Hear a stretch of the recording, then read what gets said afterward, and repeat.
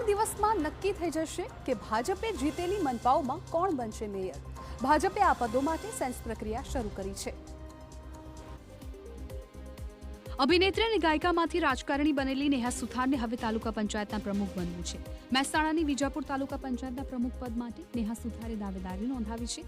નેહા સુથાર ખુદેડા બેઠક પરથી વિજય બની છે અને વિજાપુર તાલુકામાં પ્રમુખની સીટ ઓબીસી મહિલા માટે અનામત છે। ત્યારે નેહાએ ખાતરી આપી કે પ્રમુખ બનશે તો 64 ગામોના પ્રશ્નો દૂર કરશે।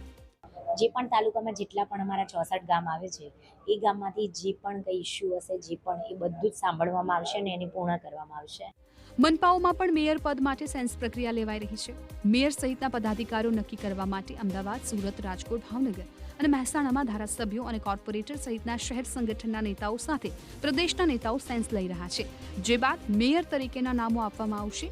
આ નામો પ્રદેશ પાર્લામેન્ટરી બોર્ડમાં જશે। પ્રદેશ ભાજપ પાર્લામેન્ટરી બોર્ડમાં નામો પર મહોર લાગશે અને ત્યારબાદ મ્યુનિસિપલ કમિશનર દ્વારા પ્રથમ સામાન્ય સભા બોલાવવામાં આવશે, જેમાં મેયર, ડેપ્યુટી મેયર અને સ્ટેન્ડિંગ કમિટીના ચેરમેનના નામની જાહેરાત થશે।